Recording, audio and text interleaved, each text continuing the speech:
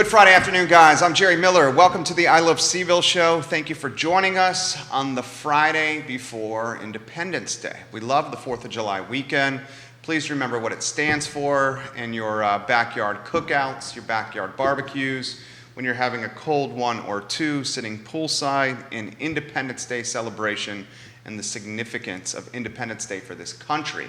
We're going to spend a half an hour with a gentleman that's, I think, needs no introduction, but we're going to spend 30 minutes getting to know him, I should say. His second rodeo on the I Love CVille Network, Philip Andrew Hamilton, is the Republican nominee for the 57th District of the Virginia House of Delegates.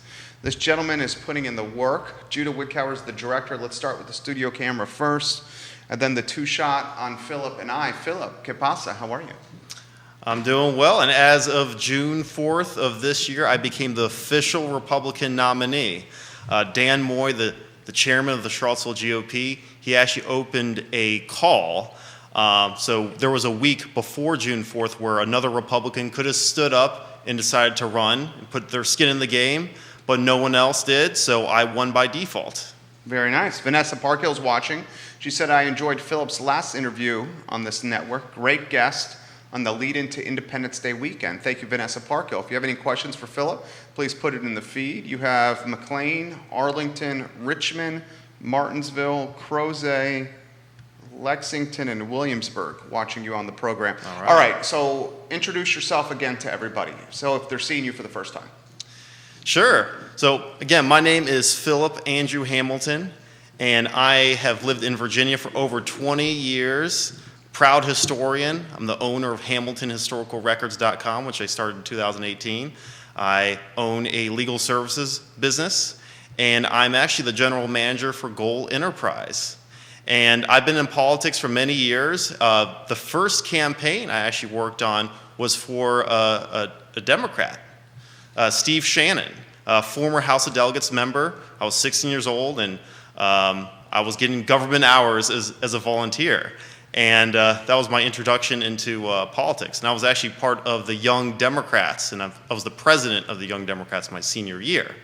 But we had a debate. I decided to join the Republican Party since I aligned more with Republican values. And ever since I've been 18 years old, I've considered myself to be Republican. Okay.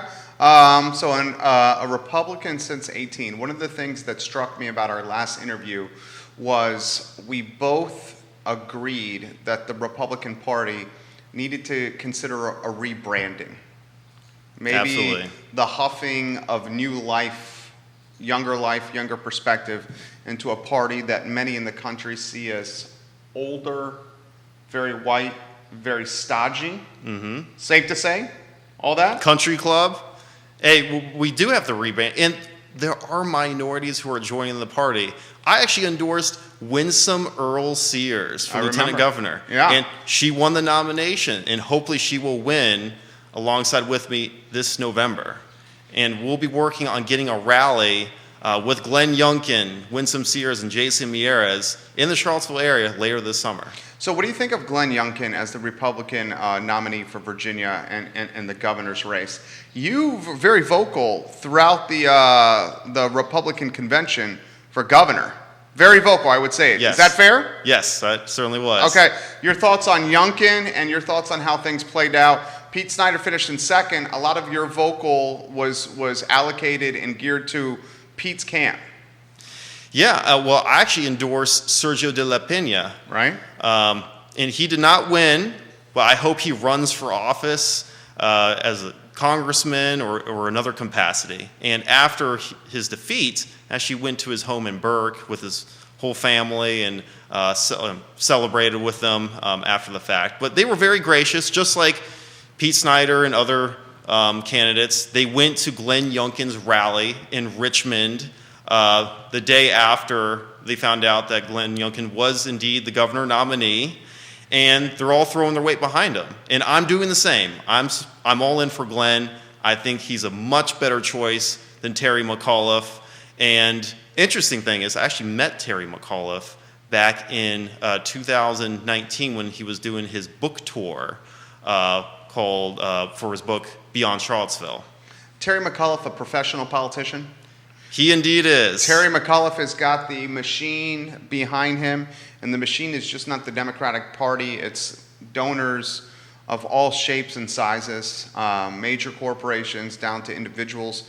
He is a steamboat that it's going to be difficult to veer off course. Youngkin has a chance. He does. How do you characterize the chance Youngkin has in beating McAuliffe in this race? Well, as we all know, Glenn Youngkin worked for the Carlyle Group. Yeah. He is a multimillionaire. Yep. Funded a lot of his campaign to this point out of his own pockets. Absolutely. And he quit his job just to run for governor. Right. So we know he has a lot of money on pocket. And he actually just released his first television ad.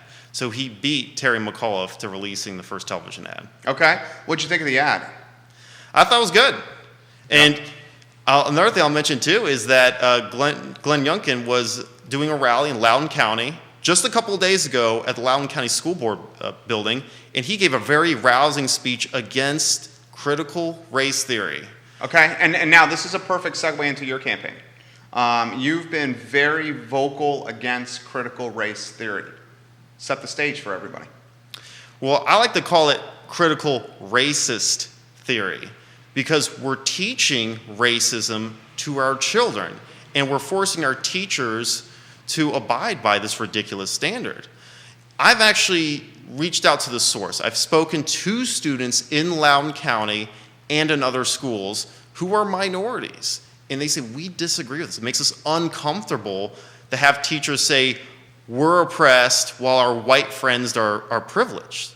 And I think it's wrong to be teaching that type of curriculum in the classroom. We should be focusing on critical thinking and education and learning about American history. And yes, there was a lot of bad that occurred. But let's not repeat the bad things of the past. Let's not reintroduce racism in our schools and have one race or other races preferred over another one. That is not the words of Martin Luther King Jr. to judge men and women by their character rather than by the color of their skin. How do you think, how has the critical race theory become more prevalent in your platform and campaign? It certainly has gained momentum of late with your campaign. Another topic that's gained momentum with your campaign and platform is transgender students and their access or which bathroom they choose to use as transgender students. Is this what you're hearing from potential voters and constituents, that you need to make this more vocal and a louder aspect of what you're doing? Yes, there's certainly supporters of mine who are concerned about what's going on. I was just reading an article just recently. There was a woman who identifies as a man, and she was topless, and the police didn't do anything about that. But in the bathroom? No, in a public space. Okay. Not in a bathroom, in a public space. But people can choose which gender identity. I have no problem with that. But where I have issue with is when we have the education system who's coming in and saying, if you do not use a certain pronoun that someone identifies with, that not just the teachers, but the students themselves can be punished for doing that. I mean, when you and I went to school, we just got to identify folks with it whichever way we wanted to. When I went to school, if I stepped out of line, the Sisters of Mercy would whack me with a ruler. Literally, they would hit me with a ruler. I was often getting my behind skinned by some kind of closest school instrument by the nuns at the Catholic school I went to. So why have we gotten to this point with the critical race theory then? The critical race theory is everywhere in public schools at this point in the Commonwealth. How have we gotten to this point, do you think? Well, it just passed in the legislature this February. Right. So a lot of parents didn't know about it. And it took them a few months to realize what's happening in the schools, seeing their homework assignments and what the teachers are discussing and watching the live streams of, because during the pandemic, parents have been able to stay at home with their parents and see what's going on, see what the teachers are teaching.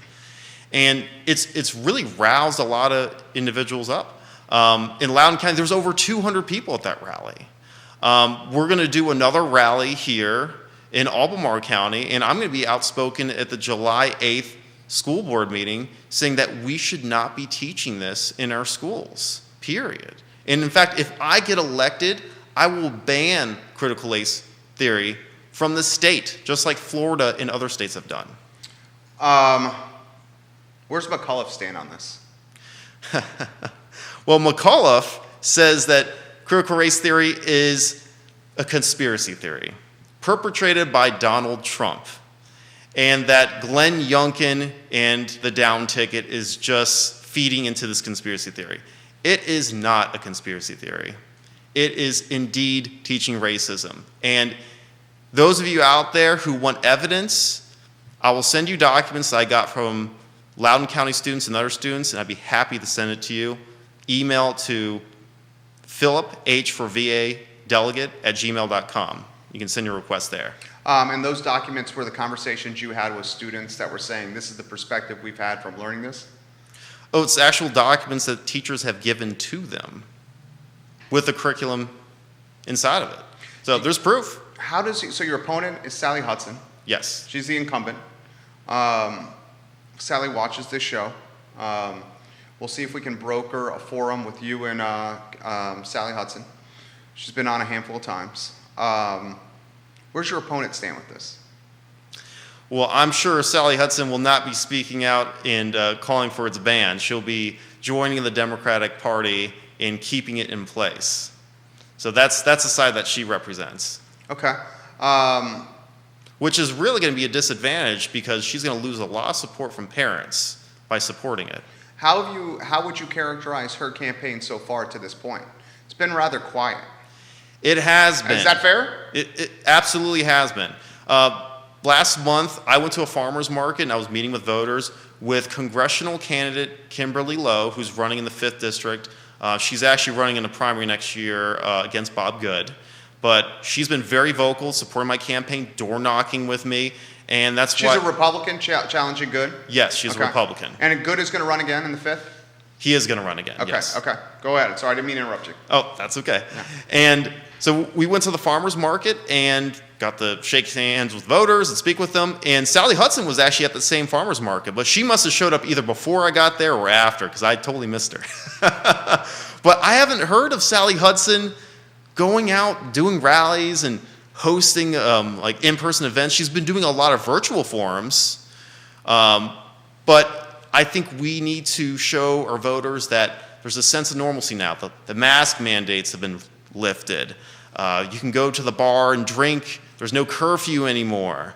And people are having house parties. There are going to be many barbecues this weekend for the July 4th weekend. I'm actually having a barbecue at my own place. So, again, if folks want to show up, message me about that. I like it. it. But Sally Hudson, she needs to do more. She needs to be engaged with her voters. She needs to go to events in person and stop this fear-mongering that the Democrats have been pushing, especially at the University of Virginia. She's not going to piss off her own employer because they're the ones who've been very Draculan with the mask mandate, saying that if you live in a dorm, you can only take off your mask if you're sleeping. Well, I will say this. The university has pivoted its policy and that now it's, for the fall, students are going to be required to show proof of vaccination. And then I disagree with that. Outside of that, it's business as usual at the University of Virginia. You disagree with the proof of vax? I disagree with making it mandatory that all students do it. Why is it that the students have to do it, but then the administration doesn't? All right, I'll play devil's advocate for the sake of a talk show. Sure. Okay? When students go to public school, they're required to have certain vaccinations. Chickenpox, polio come to mind. Why is that any different? Because the pandemic vaccination, COVID. Well, this is still an experimental vaccine. We don't know what the long-term effects are. That's the issue I have with the COVID-19 vaccines compared to other ones that have been around for decades. So mandating it right away, I think, is very problematic. And there are multiple parents suing For example, Virginia Tech, they're being sued for this mandatory vaccine mandate. They are. There's one of my supporters is planning on suing the University of Virginia. I got her in touch with an attorney, and they're filing suit against that university.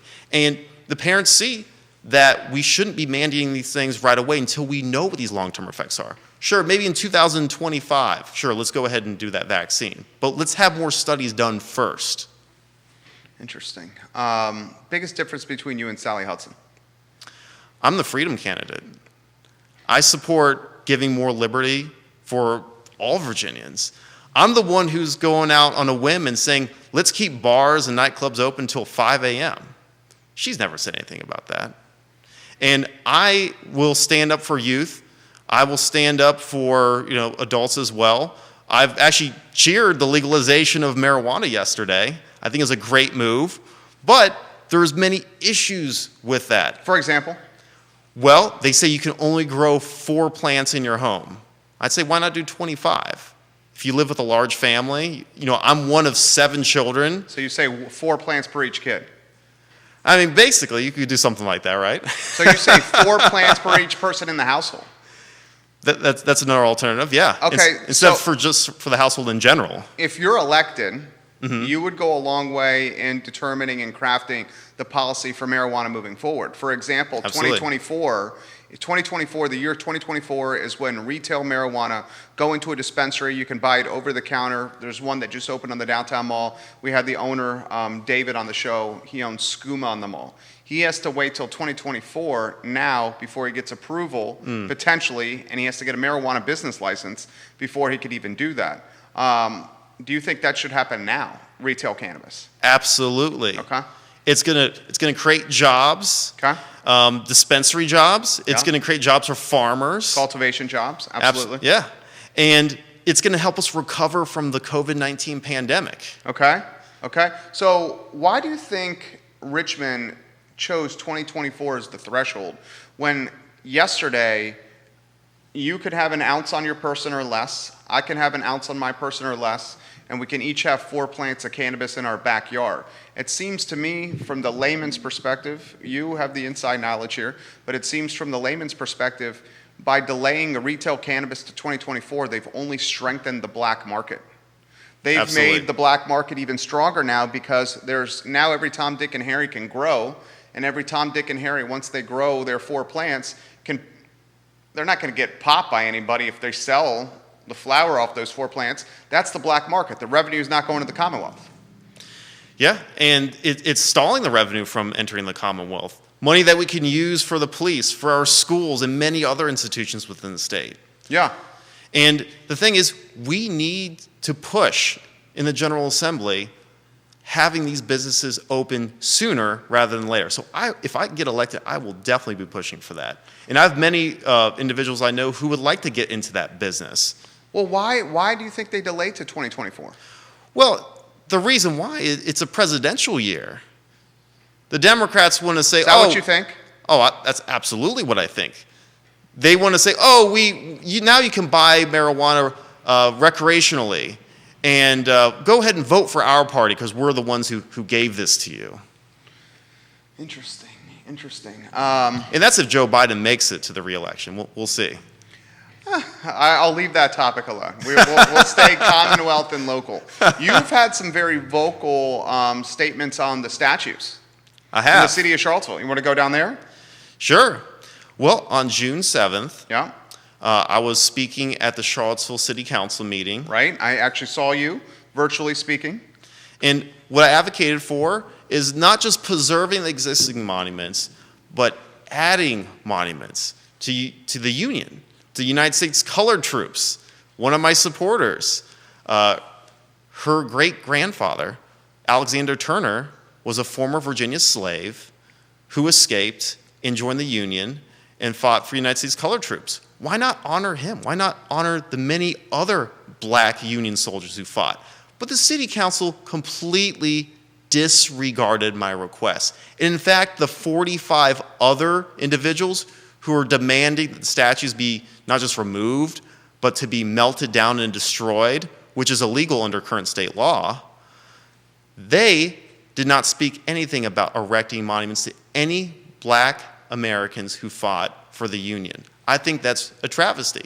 If we're going to talk about Black Lives Matter and say we're advancing black people and advocating for a criminal justice reform so that way they are not targeted by police and promoting black businesses and things like that, we should also promote black history. And that's something the Marxist left has not been doing. So you say your take is we promote black history by erecting statues that honor said history. Absolutely. And there's a temporary exhibit in front of the Albemarle Courthouse, just right here from the studio here, and it's dedicated to the former slaves who were part of the slave trade. I believe we should have a permanent monument there.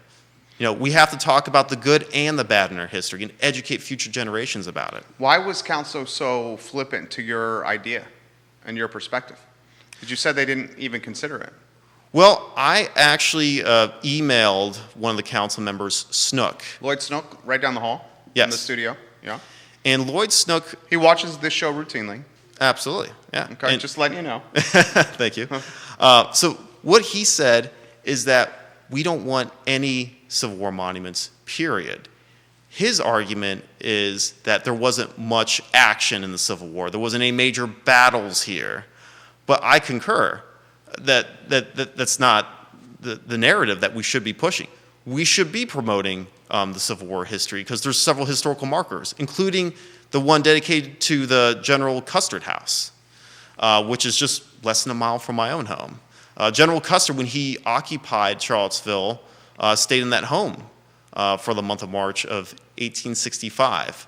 There was the woolen mills. There's some Civil War history out there. The Union had accidentally burnt down one of the mills out there.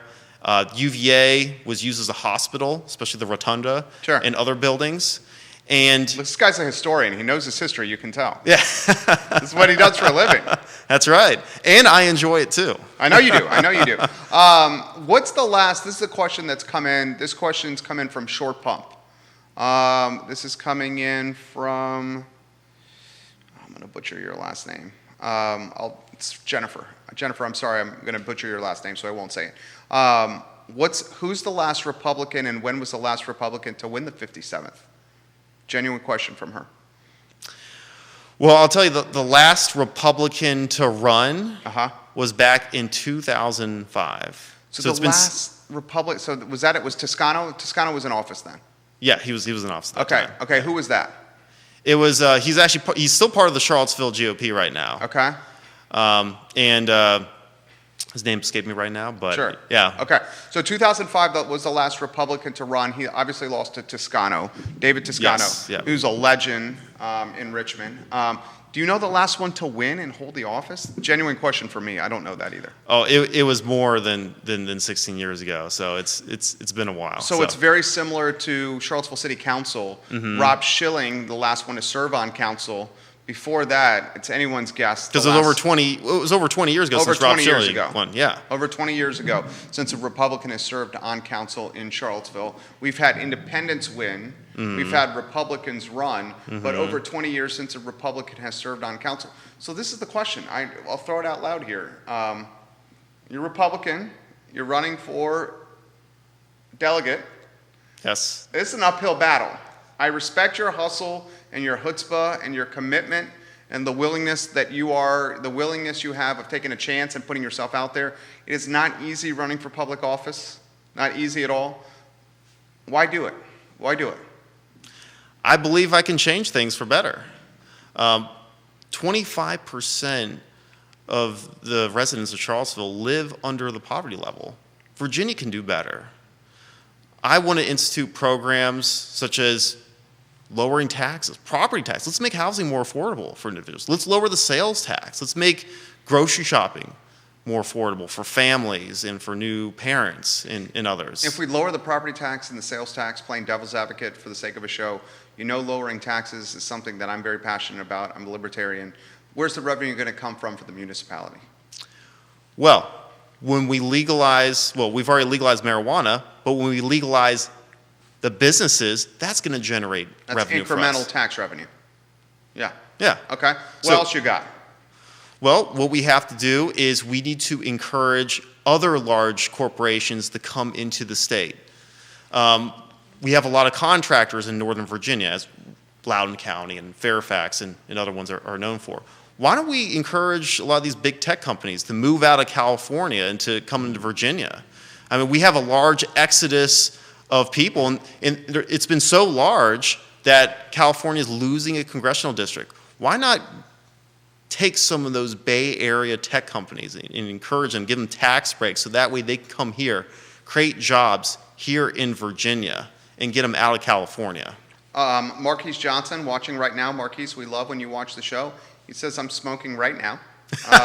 Marquise Johnson is watching in Hampton, Virginia, Charlottesville resident, former Charlottesville resident, now in Hampton. He says, what would you change about Charlottesville and your district if you're elected? Well, one thing that I would do is I would pass a law that would allow for the state of Virginia to sue any city or town that removes historical monuments. I strongly believe in this issue because You would pass a law that allows the Commonwealth of Virginia to sue individual town, county, and city municipalities. that's correct. And the reason being is because we have to stand for our history. As we know, the UVA Board of Visitors, last September, they voted to remove the George Rogers Clark Memorial. That's true. And now they're trying to, there's folks who are talking about removing the Thomas Jefferson monuments that are out here and other statues that we have. Where does it end? Mayor Nikia Walker has come on this set. She's been on this show. She's been on this show one time. And the one time she said she was on this show, she said she would eradicate Thomas Jefferson from the University of Virginia and eradicate Thomas Jefferson from Charlottesville itself. And that's exactly what I'm fighting against, because I think that's wrong. We should honor our founding fathers. I'm a relative of George Mason IV, and I tell you, he's rolling around in his grave right now with everything that's going on here in Virginia. What do you think he's saying? Well, I'm sure he supports my fight. He supports, I'm fighting for free speech. I'm fighting for historical preservation. I'm fighting for the freedom of religion. These are all things that Republicans stand for. But some Republicans are stronger than others on this issue. Unfortunately, there's some Republicans who say, this is a losing battle. Let's back off. We're not going to talk about this anymore. And I say, no. We have to stand now before we lose our history. So that's why I'm taking this stand. And other ways that we can make this life better for folks here is, one, let's modify food stamps. We have, a lot of folks who are on welfare. Why don't we allow it so that they can use food stamps to obtain vitamins? Yeah, this one, I like this idea. You presented this last time you were on the show. Yes. This idea I'm all about. Courtney, Roxanne is giving you some props right now. Stephen Dolan is giving you props right now. You have most of the cities all over the Commonwealth watching you here. The food stamp concept. Yes. Let's create more choice. There's, folks who are on food stamps who can't buy hot foods. Let's expand it. You can get hot foods, you can get cold foods, you can get vitamins. Can you use food stamps to buy cigarettes or beer? No, and Okay. we should keep it that way. Okay, so food stamps cannot be used for cigarettes or alcohol purchase. Correct. But food stamps cannot currently be used to purchase vitamins? Correct. Is that accurate? So food stamps are limited to what?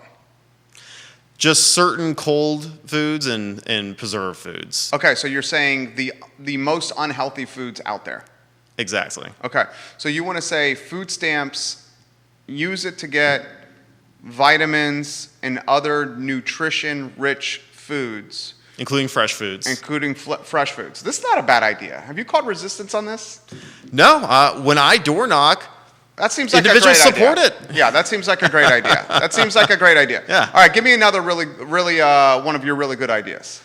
Well, I want to increase funding for the animal law portion of the Office of the Attorney General for Virginia. And the reason why I want to do that is we need to clamp down on animal cruelty. Okay. I've had birds, I've had parakeets, I've had dogs, I've had cats, and we need to make sure that we're treating these animals correctly. And I've had a lot of folks who said, this is great that you have it on your flyer. See, I have it right here. Increasing animal law enforcement. Right on my brochure. Okay, so what exactly does that mean? And here, I'll put it in perspective. Eric LaFontaine is watching. He owns with his beautiful wife the Ben Barbecue in downtown Scottsville. He says you can use SNAP at the farmer's market. So using SNAP at the farmer's market, he says check with the local farmer's market. All the ones I sold at, you can buy fresh local food with SNAP. So he's passing that along to you about food stamps and being able to get fresh produce and fresh goods at farmers markets with SNAP. So I'll throw this to you here. You have some good ideas. I will say this. You have some good ideas. This is just me, my opinion, independent guy, okay? The value of the incumbent, regardless of who the incumbent is, but the name recognition that comes with being the incumbent is tough to overcome. You would agree with that, okay? Always is. Okay, always is. Okay, not unique to this race, always is. You also have tough sledding in a area district that is a Democratic stranglehold, and you're very Republican with your ideology, right? Absolutely. That's fair, okay? Sally strategically, know Sally fairly well on the show, Sally Hudson, is clearly being quiet, just like if you've noticed now, Mayor Nikia Walker, who's running for re-election, is not offering poetry on her Facebook posts over the last few months, or doing bombastic Facebook Live videos over the last few months. She's focused on winning an election. So she wants the DL, she's playing the DL strategy. She's hoping people will forget. That's what she's doing. Yeah. Would we not say? That's what she's doing. Absolutely. Yeah. Okay, so how are you going to overcome these elements? From a political science standpoint, it would seem like this is a very uphill race for you. Well, I'm the anti-establishment candidate. I'm a populist. I truly believe in term limits. That's something else that I've been repeating door to door. I believe in term limits too. Jesus, I believe in term limits. Yeah. On the federal side with the Convention of States, yeah. It's the state side, we amend the Constitution. Let's term limit the House of Delegates, state senator, school board, board of supervisors. Board of supervisors, dear God. Yeah. Ann Malik. And you're running for that. Yeah, and I'm running for board of supervisors. Ann Malik, 4 terms on the board of supervisors. That is a travesty. Diantha McKeel, this is going to be her 3rd term. Ned Galloway, this is going to be his 2nd term. The 3 openings that are up for election this November, they're running unopposed. Wow. It is a travesty. I'm all for term limits. Well, hey, fist bump for that. Keep talking to me about some of the good ideas. And I mean, because you're really going to have to rock the boat here to get a W. Oh, absolutely. So what else you got? Well, another thing I want to mention about term limits is that I have independents, I have libertarians, and of course Republicans supporting it, but also some moderate Democrats too. It's a winning message. And the thing is, my supporters, including Frank, he's tried to come to Sally Hudson's office, and her staff has just completely blown him off, refuses to speak about a convention of states or term limits, period. So she doesn't care. And why do you think that is? Well, when you're in power, why would you want to limit your own power? Okay, so that's what you think it is. It's power, wanting to stay in power. Mm-hmm.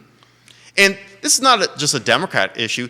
This is a Republican issue, too. Oh, yeah. Mitch McConnell's been in there for too long. Right. Nancy Pelosi's been there for too long. This is, term limits seem like a no freaking brainer to me as well. Why not run as an independent? Why did you not run as an independent? Well, I tried that. Yeah? I did start off running as an independent. And I had Howie Morgan. He actually worked on Howie Lynn's campaign.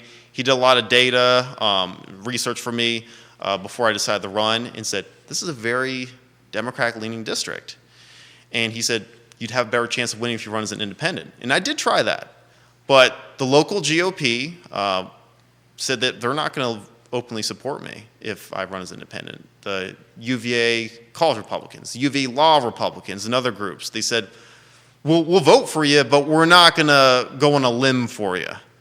So Brutal. yeah, That is brutal. Yep. It was that clear-cut, the conversation? Yep. And I made the decision. I'm like, if I want to win, I need vocal supporters. So that's why I put the R next to my name. When you started hearing that, did you get demoralized initially? Because I'm demoralized hearing that just now. Or Well, you're just like, this is politics. It's just how politics is, you know. I support third parties, 100%. Me too. You know, I voted Libertarian many times. I voted for Joe Jorgensen last year. Much in of your 2020. ideology is libertarian. It is.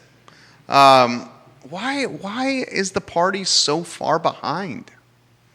The Libertarian Party. Well, It's almost not. It's almost like why? I'm curious because you follow this stuff. well, with Governor candidate Sarvis, almost a decade ago, there was a lot of Republicans who were upset because they said that because he ran, Ken Cuccinelli lost. Okay. And it really killed the Libertarian Party movement in Virginia. And actually last year when I actually was planning to run as a Libertarian, and I called the Libertarian Party headquarters in Richmond, it went to Google Voice. It went to the Google voicemail. Every time I called them, it's like, how can you have a state party and you have a candidate who wants to run under your banner? And they don't respond back? They never return my calls. So I said, I can't win if there's a party who can't even return my phone calls. Which Libertarian is the highest profiled candidate? What was Ross Perot? Ross Perot, he was 92. He was an independent. So Ross Perot was strictly. I'm doing a quick. He got Google over search. 20%. Yeah. So Perot was not. He did not run as Libertarian. Is that right? No, he did not. Okay. So Perot ran strictly as a billionaire independent. Which Libertarian has made it? And if you don't know, I completely understand. I'm putting you on the spot here. But I love talking about stuff like this, and you have a mind for politics, and certainly your business is as a historian. Which Libertarian candidate has made it the furthest in politics? Well, yeah, I was hoping that Joe Jorgensen would make it further last year, but she didn't. She only got like 1% of the vote. I believe Gary Johnson ran twice, and I believe Gary the second Johnson time- ran for president. Yes, on the Okay. Libertarian ticket. And Right, I believe right. the second time he did better. 2 miles, but hey, we'll have to fact check that one. Yeah. Marquis says Ken dug his own grave, though. That's the man's opinion. He dug his own grave. Well, I've met Ken Cuccinelli multiple times. And actually, I saw him 3 months ago when he was rallying for Pete Snyder. So I got to see him this year as well. What'd you think of Pete's campaign? Well, Pete could have done a lot of things differently. I certainly came out against him after initially supporting him somewhat, because I invited his staffers to my campaign events, and I said, "Hey, well, he's one of the the many governor candidates, and he's also a fellow resident of Charlottesville. Yeah. Let's bring him in." But he didn't show up to any of my events. His staffers didn't show up to any of my events. And I called him out and said, hey, he's not protesting against Nikiah Walker, and he's given speeches about it on the campaign stump, but he's not fighting on his own home turf. And when I said that, his staffers and some supporters came up to me and said, could you take those messages down? That makes us look bad. I'm like, well, instead of telling me to take these messages down, why don't you talk to your candidate and tell them, how can we help get your message out? How can we support you? If they had came out with that message, I wouldn't have come out the way I did. But because they attacked me, I had to attack back. And when Pete Snyder, at the April 20th Madison County Republican Women Meeting, he came out and told me to put my cell phone down. I was recording him with this phone. Yeah. And he said, put it down. And I complied, just to not make a scene and to be respectful, but it showed his true colors. You can't have a governor candidate who advocates for transparency when they tell a fellow down ticket candidate to not record them while giving a speech. I mean, to do that was very revealing. And frankly, it's the reason why he lost. I posted that video on Twitter and Facebook and other social media outlets. Yeah, it went viral. Yeah. And I had folks who said I had Pete Snyder as my second choice or first choice, and it pushed him down to seventh. That caused them to lose the campaign. Comments coming in. Paul McCarter is watching the show. Paul, he says on the Libertarian, best known Libertarian now is it Justin Amash? Justin Amash. Amash, but he was not elected as an L. And Correct. he said Gary Johnson, which you brought up, Gary Johnson has the top 2 best finishes for a Libertarian presidential candidate. Then other folks have said they liked Gary Johnson. Some folks are saying a vote for the Libertarian. Okay, what do you make of this comment here? This is from Grayson. A vote for the Libertarian Party is a wasted vote. I don't buy that. I mean, no vote's a wasted vote. That's how I feel. We should be encouraging everyone to vote. I mean, no matter what other party. And there's other parties too. There's a Green Party. There's others. But the Libertarian Party is the largest third party. Of the third party. The third party. Yeah. It's the only third party that has any kind of real traction. Yeah, and it's the only third party that has a presidential candidate on all 50 states on the ballot. Right. So if we want a third-party system, the likelihood of that happening is much greater with the Libertarian Party than any of the other ones. And I don't know how you guys feel, the viewers. I have an idea how he's going to feel, but I'm going to throw him the question regardless. Having the third party is good for American politics. I think it is. And you know what? Donald Trump actually gave a speech over 10 years ago. He said that he would welcome a third-party candidate to the presidential stage. Now, it's unfortunate that Donald Trump, once he became the Republican nominee, did not invite Gary Johnson. He did not invite Joe Jorgensen to the stage. So he was hypocritical in that sense, that he said one thing, but then he acted another way once he became the nominee and once he was within grasp of power. And that's the problem with the two-party system, is that Republicans and Democrats, they want to stuff out the little guy. And how do we reverse course? Ranked choice voting. And my opponent, Sally Hudson, is a huge proponent. Very huge proponent. You like it too. I support it as well. And the GOP convention was ranked choice voting. You should explain ranked choice voting to the viewers. It's still a new concept. Yeah, so what happens when you have ranked choice voting, such as we did with the Republican convention on May of this year, is that you have multiple candidates. For governor, we had 7. So with each round of voting, one person is knocked off. So after the first round, the person in 7th place is removed, and then their votes are allocated to the other 6 candidates. 6 goes down, then there's 5. Then there's 4, then 3, then 2, then 1. So there's multiple rounds of voting. And yes, it is more complicated than the other voting process, but it's the most democratic. Yeah, but it's definitely a democratic process. Yes, democratic process, which this is what this is all about. Yeah. What do you make of Mayor Nikia Walker encouraging her followers to shotgun vote her? Explain that further. Only vote her and nobody else. There's 2 spots open for council. Okay. In the general election. There's 4 people running. You got 2 independents, Nikia Walker and Yaz Washington. You got 2 Democrats, Juan Diego Wade and Brian Pinkston.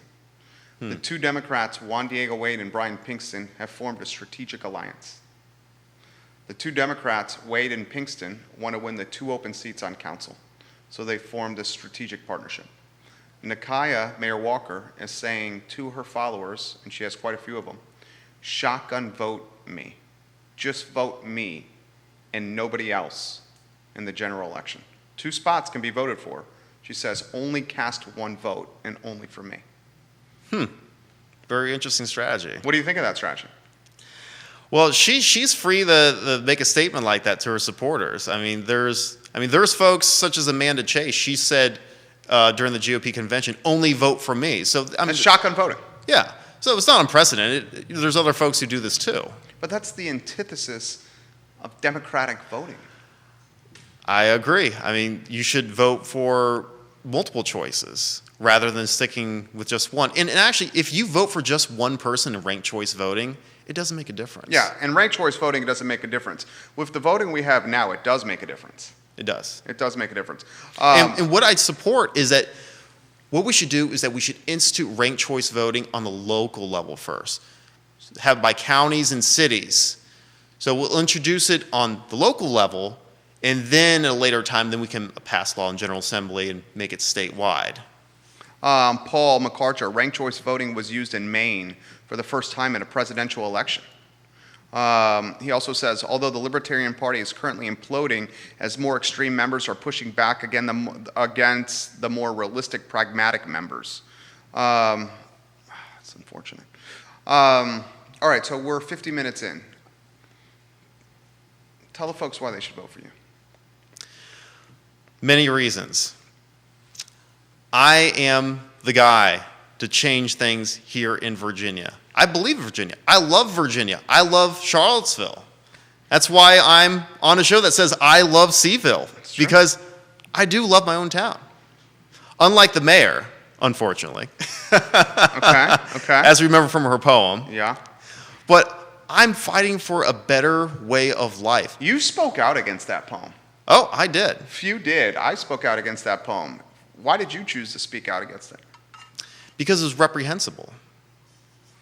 To have a mayor who's supposed to represent all individuals in the city, including myself, she represents me. But then to say that she hates her own city, I think that should disqualify you from being in office. And I called for her to resign because I thought it was reprehensible. I mean, we got national attention from it. It was on Fox News and many other media outlets. It was global. Oh, attention. Well, even global. Yeah, okay. Global attention. And that's not the type of attention we want here in Charlottesville. I would agree with that. I 100% agree with that. And I want to be the face of positive change here. And there's a lot of work to do. One thing that I would do is limit the executive power of the governor to lock down businesses during another health pandemic. Let's make it a law. Let's even put it in the Virginia Constitution. Say the governor could do this no longer. Let the business decide when they can open and when they can close during a health crisis. Let's not give that power to the governor or even to local governments. I'll restrict it from them too. Lisa asked, how does the guest feel about the skilled games, the slot machines you see in gas stations? I used to live in Las Vegas. Okay. Actually, when I helped out with Senator Rand Paul's campaign. I also spent time living in California, and I've been in 8 different states, and I've seen, gambling and slots. Personally, I don't gamble. Okay. I've never done slots, even when I was living in Vegas. It wasn't my scene. But I believe in individual choice. If someone wants to gamble, that's their prerogative. Let them do it. So I'm for legalizing it, and letting folks choose to do that. And amongst other things, such as marijuana. You could choose to smoke if you like. And in fact, I think the age should be lowered to 18. Because you say if you can serve your country, you should be able to buy a joint when it becomes legal. Yeah. Alcohol should be legal when you're 18.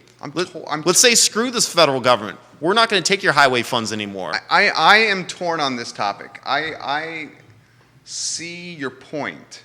If you can be in the service and go to Iraq, Afghanistan, wherever it may be, and risk your life on the line, and you're 18 years old, but you can't buy a 12-pack of beer, or you can't buy an eighth of cannabis, that seems hypocritical. Absolutely is. It seems hypocritical, and it seems like you're using Americans. That's what it seems like to me.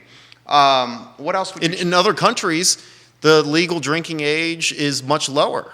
Yeah. I mean, you can drink when you're 14 or when you're 60. It depends on which country you're in. Sure. So we have a very high drinking age here in America. And for those who haven't traveled outside of the country, they don't realize that. But I really encourage folks who are undecided on this issue to do their research and compare the drinking age of the United States to that of other countries. And it was actually Mothers Against Drunk Driving that lobbied President Reagan to raise the drinking age. So, let's think about it. Before, it wasn't that long ago. It was over 50 years ago. The drinking age was 18. So we can always return back to that status. Let me ask you a question. Double side of the coin, and we'll end on this. We've outlined what you would do if you win and why people should elect you. what happens if you don't win? What do you do? Very good question. Have you thought about it? I have. Okay. I'm a realist. You Okay. know, there's winners and losers. There's no in between. I don't Right. get half a delegate seat. That's right. I don't get half a vote. Yeah. You know, and you've admitted it's an uphill climb. it is an uphill climb. Okay. Okay. But there's multiple objectives. You know, I get to travel around the state. Earlier this week, I was with Glenn Youngkin in Loudoun County because I was with other House of Delegate candidates because this is Team GOP. We are trying to win back the General Assembly. We're trying to win back the state. It's not just about the 57th District. This is about winning back our Commonwealth of Virginia. So that's what I'm fighting for. So you feel like even if you lose, you win in some ways because you're getting these platform points out into the news cycle, shows like this, and becoming and having the platform points be more on the tip of people's tongues. Yeah, and I'm representing people who feel they have not been represented in 16 years. I've been the voice of the unheard. And it's important that I advocate for them because there's folks out there who are scared to speak out on conservative principles. They feel that if they put up a yard sign, that it could be smashed and torn down by Antifa. I have my Save Our Monuments bumper stickers, which I had made. But some of my supporters, they said they don't want to put these on because they're afraid that their car will get smashed. You got some cojones printing those stickers and putting them on your vehicle. Hey, I took it to the White House in Washington, D.C. I was there in White House last month. So is that on your car right now? It is on my car right now. That sticker? Alongside with my Glenn Youngkin sticker Has your as well. car been vandalized? No, it actually has not. Okay. Okay. So there is hope, folks. You can have my bumper sticker and you can have your car intact, but it's at your own risk. Well, let me, Andrew Hamilton. You heard the last part of that. So we went longer. We went an hour here, and you know, some of the stuff you say certainly, you know, I can relate to. Some of the stuff I'm unsure of. As we've identified, it's an uphill battle. Regardless, I respect your willingness to try. I respect your willingness to compete, and I respect the courage it takes to put yourself out there and run for something at any capacity, because that is hard to do. That's hard to do. Well, win or lose, I'm fearless. I'm going to be on the ballot, and in spite of the fact that members of Antifa want me to drop out, it ain't happening, Antifa. Wow. There you go, Philip Andrew Hamilton. I will reach out to Sally Hudson to see if we can do a forum. I would expect that her team is probably saying, do not do that forum, because it would have more for you to gain than for her to gain, with her being the incumbent. Still, I will reach out to Sally Hudson and say, will you do a forum on this network with Philip Andrew Hamilton and yourself as we get closer to the general election? Great. And one last thing I'll mention, too. Please. Because I do want to be out and speaking to the voters, and I do want to do public forums. The publication Virginia Right wants to host a forum between Sally Hudson and I at the Three Notch Brewery on September 11th, the 20-year anniversary of the terrorist attacks. Okay. So if she agrees, that'd be great. The NAACP, they also... You have responded to that request, and you said, yes, I'm ready. Yes, I am indeed ready. She has not responded to that request. Not yet. I would bet. Yeah. I would bet you're not going to get a response from Sally Hudson for that forum. Now, the NAACP on October 11th, exactly a month later, they also want to host a debate between her and I. But for now, I have declined it, and this is the reason why. Because they're having it online only. We're getting out of the pandemic. It's to the disadvantage of the voters if we have an online-only forum. I want the voters in the room asking me and Delegate Sally Hudson questions, because they deserve to know. So I've been lobbying the national NAACP, and I actually just called their office a couple days ago, telling them, allow your local chapters to have in-person political forums and debates. And what do they say? They said they're going to get back to me. So that's a no. But I'm going to give them till August to make a decision, and if not, we're going to go ahead and do the virtual forum, but I'm trying to put the pressure on the Did NAACP. she agree to the virtual forum? I do not know yet. Okay. Okay. If I was running her campaign, I would say don't do any of these. Seriously. Because if she does do any of these forums, what it does is it creates more of a news story, and the side effect is raising your profile. I see why you would want to do these forums. There's no doubt why you would want to do these forums. Time will tell. We'll see if she responds. I mean, she's going to respond regardless to the email, but I would think that she's going to say no.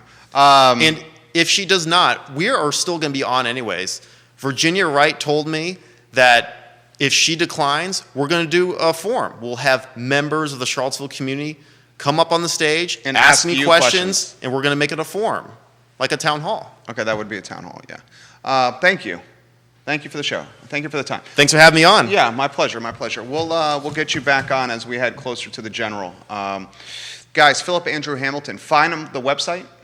HamiltonForVA.com. HamiltonForVA.com if you want more on Philip Andrew Hamilton. That's the show. It's a Friday. Happy 4th of July to you guys. Thank you to Philip Andrew Hamilton for joining us on the program, Judah Wickhauer as well. My name is Jerry Miller. It's the I Love CVille Show. We're back on Monday with Paul McCarter. Paul, I may reach out to you to see if we can get your beautiful 7/8 Jen in the mix as well. Paul and Jen were instrumental in keeping the 5th grade at Mountain View Elementary, and the 5th grade now is being kept in the elementary school Mountain View as opposed to being shuffled to a middle school because of some density issues on the south side of Charlottesville, south side of Albemarle County. That's the program. It's the I Love CVille Show. My name is Jerry Miller. Have a good 4th of July. Remember the significance of the 4th of July, please. Please remember the significance. When you're doing those 12-ounce curls or you're getting some meat off the grill, remember the significance of the 4th of July, and as always, keep it local. Thank you for joining us today. Take care.